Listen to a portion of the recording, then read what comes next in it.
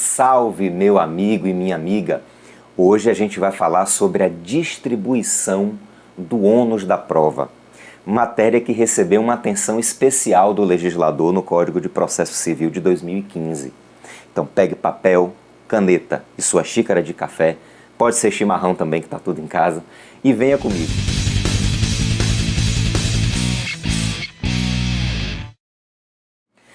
O Código de Processo Civil de 1973 trazia uma regra geral a respeito da distribuição do ônus da prova, que foi praticamente repetida pelo Código de 2015.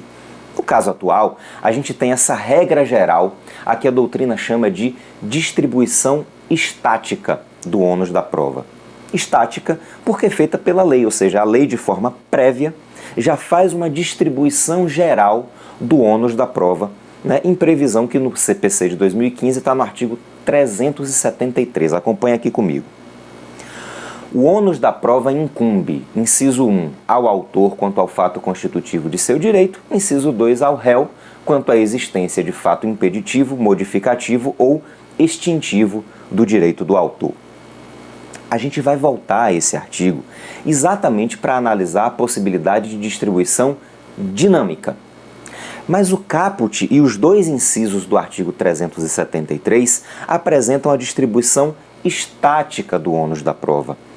É regra que já era praticada durante a vigência do Código de Processo Civil de 1973 e que continua sendo a regra geral de distribuição do ônus da prova no sistema atual. Por essa regra geral, cabe ao autor provar os fatos que ele alega como sendo constitutivos de seu direito.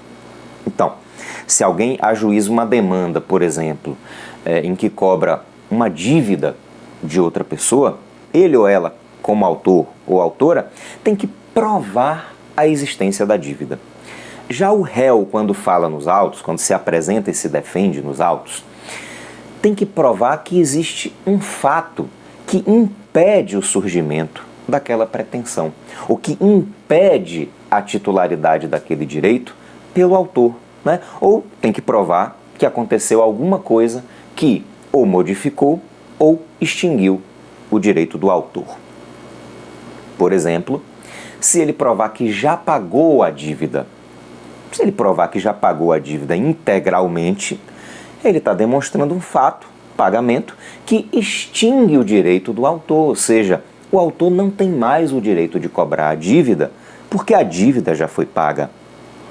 A regra geral, meus amigos, então é essa: a distribuição estática do ônus da prova, feita no artigo 373, incisos 1 e 2 do Código de Processo Civil de 2015.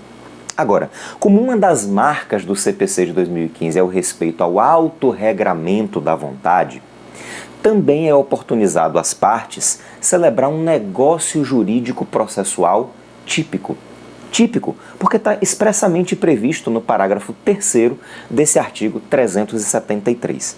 Então, as partes podem celebrar um negócio jurídico processual típico, distribuindo entre si o ônus da prova. As próprias partes, por meio de um negócio jurídico processual, decidem que, por exemplo, determinado fato deve ser provado pelo réu, enquanto um outro fato lá qualquer deve ser provado pelo autor, e assim sucessivamente. E aí a gente pode chamar essa modalidade de distribuição convencional do ônus da prova. Nós teríamos a distribuição estática, aquela feita de antemão pelo legislador. A gente teria uma outra possibilidade, que seria a distribuição convencional, feita por meio de uma convenção, de um acordo, de um negócio jurídico processual celebrado entre as partes do processo. Essa previsão, meus amigos, está no parágrafo 3º do artigo 373. Veja aqui, parágrafo 3º. A distribuição diversa do ônus da prova também pode ocorrer por convenção das partes, salvo quando, inciso 1, recair sobre direito indisponível da parte, inciso 2, tornar excessivamente difícil a uma parte o exercício do direito. Então, as partes podem distribuir entre si o ônus da prova, evidentemente, observando esses limites. Se o ônus da prova recair sobre um direito indisponível da parte, aí essa distribuição não pode ser feita. Ou, se a distribuição feita pelas partes acabar tornando excessivamente difícil para uma delas produzir aquela prova, então essa distribuição convencional não pode ser feita. Meus amigos, em que momento podem as partes celebrar esse negócio jurídico processual que distribui entre elas o ônus da prova de determinados fatos? Tem que ser necessariamente antes do ajuizamento da demanda ou pode ocorrer durante o curso dela? Essa era uma dúvida que existia durante a vigência do CPC de 1973 e que foi resolvida pelo Código de 2015. O parágrafo 4º do artigo 373 define que, parágrafo 4º, a convenção de que trata o parágrafo 3º pode ser celebrada antes ou durante o processo.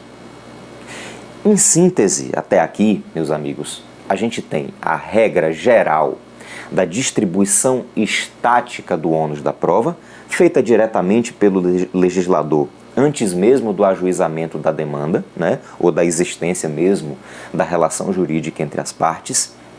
O próprio Código já prevê que o ônus da prova incumbe ao autor quanto aos fatos constitutivos de seu direito e ao réu quanto aos fatos impeditivos, modificativos ou extintivos do direito alegado pelo autor, e o Código também autoriza que as partes disponham sobre o ônus da prova, que as partes, por meio de um negócio jurídico processual, distribuam entre si o ônus da prova, observados dois limites. A distribuição do ônus da prova não pode recair sobre direitos indisponíveis das partes e também não pode tornar excessivamente difícil a produção da prova por uma delas, sendo que esse negócio jurídico pode ser celebrado tanto antes quanto durante o processo.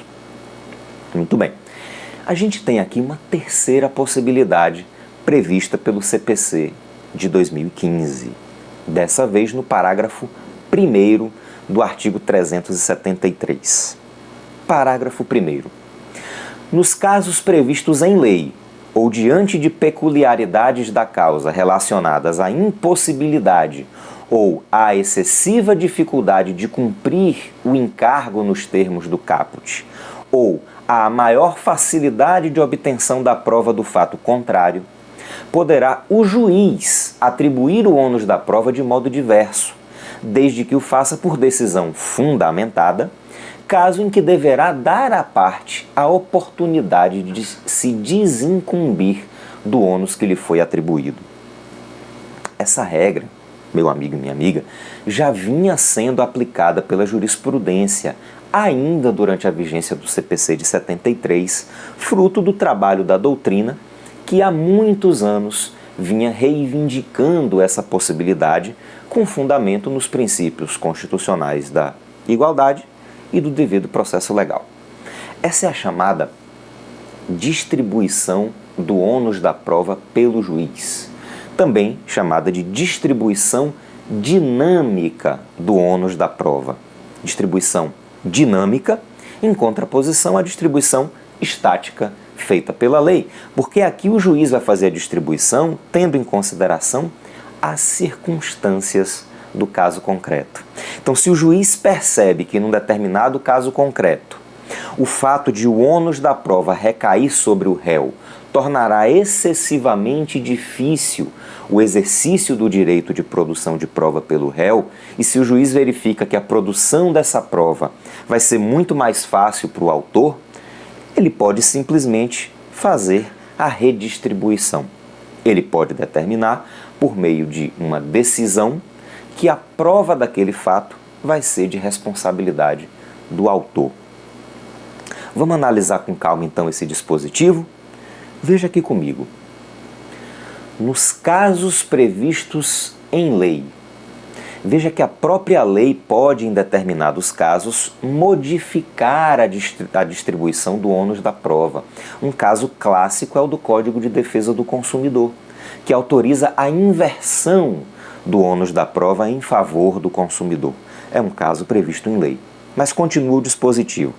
Nos casos previstos em lei, ou diante de peculiaridades da causa, ou seja, diante das circunstâncias da causa que está sendo apreciada pelo juiz, mas peculiaridades relacionadas à impossibilidade ou à excessiva dificuldade de cumprir o encargo, ou seja, se for extremamente difícil para o autor provar os fatos constitutivos de seu direito, ou se for extremamente difícil para o réu provar fatos impeditivos, modificativos ou extintivos do direito do autor, pode o juiz fazer a distribuição dinâmica, pode o juiz determinar que a outra parte produza essa prova. E segue o dispositivo. Desde que o faça por decisão fundamentada. O juiz deve fazer a distribuição do ônus da prova por meio de uma decisão interlocutória, que é a decisão de saneamento e organização do processo, de que a gente vai falar mais adiante. Meus amigos, o juiz não pode simplesmente dizer que tal prova incumbe a essa ou aquela parte, sem explicar o porquê. Ele tem que justificar, ele tem que apontar na decisão que essa incumbência se transfere para o réu ou para o autor de maneira justificada, fundamentada. E a gente ainda tem outro detalhe. O juiz pode distribuir dinamicamente o ônus da prova por meio de decisão fundamentada, mas veja a parte final desse dispositivo. Caso em que deverá dar à outra parte a oportunidade de se desincumbir do ônus que lhe foi atribuído. Minha amiga, o legislador aqui está especificando o momento em que a distribuição do ônus da prova deve ser feita. O que acontecia muito na prática forense, quando a doutrina brasileira, inspirada na doutrina argentina, começou a aventar a possibilidade de distribuição dinâmica do ônus da prova, né? E o judiciário brasileiro começou a colocar isso em prática, era o seguinte: o processo corria, seguia seu curso, as partes produziam as provas que achavam que tinham que produzir, e quando chegava na sentença, o juiz fazia a distribuição do ônus da prova. Ou seja, ele dizia que tal fato deveria ter sido provado pelo réu, por exemplo, e alegava que o réu não tinha se desincumbido da prova. E aí condenava o réu com base na prova que ele não produziu, porque não sabia que tinha que ter produzido. Meu amigo, se você ficou confuso, é porque isso é loucura mesmo. O juiz esperava o processo chegar ao final para dizer quem deveria ter provado o quê, e decidia com base nisso, sem dar às partes qualquer oportunidade de produzir aquela prova. Essa era uma clara violação ao contraditório e à própria boa-fé processual, né? Como é que o juiz deixa o processo seguir seu curso até o final, não informa ao réu que cabe a ele produzir aquela prova, ou ao autor, e no final julga contrariamente ao réu ou ao autor por não ter produzido aquela prova que, pela regra geral, deveria ter sido produzida pela outra parte. Então, deixar para distribuir o ônus da prova no momento da sentença tolhia o direito ao contraditório e à ampla defesa da parte que era prejudicada por essa distribuição dinâmica. O STJ chegou a admitir que a distribuição poderia ser feita na sentença, depois voltou atrás e o CPC de 2015 não deixa dúvida. Quanto a isso, o momento adequado para a distribuição do ônus da prova é o momento de prolação da decisão de saneamento e organização do processo. Vamos sistematizar aqui? Vamos lá. No que diz respeito ao ônus da prova, a gente viu que há uma regra geral estabelecida de antemão, né?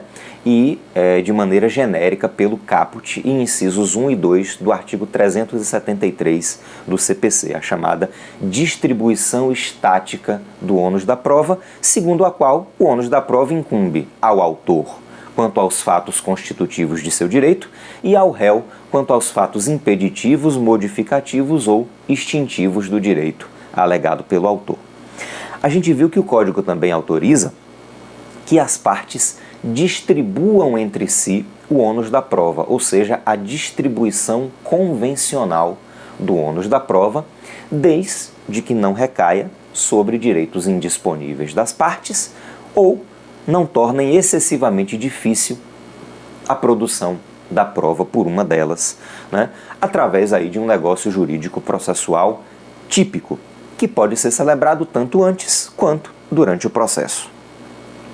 Por fim, a gente viu que o CPC autoriza o juiz a fazer a distribuição dinâmica do ônus da prova ante as circunstâncias do caso concreto, desde que faça isso a tempo de oportunizar às partes a produção da prova e o faça por meio de decisão fundamentada, a decisão de saneamento e organização do processo. Resta entender melhor o que é a decisão de saneamento e organização do processo. Mas isso, meus amigos, vai ser o assunto do nosso próximo vídeo. Vai esticar um pouquinho as pernas, né? Colocar ali na sua xícara mais um pouquinho de café e volte para a gente continuar falando sobre esse assunto. Antes de você ir, não deixe de se inscrever nesse vídeo, não deixe de se inscrever no canal, curtir esse vídeo, né, e divulgar aí entre seus colegas. Isso é muito importante pra gente, tá bom? Agora vai lá, não demora não, porque a conversa aqui ainda vai render pra caramba, tá bom?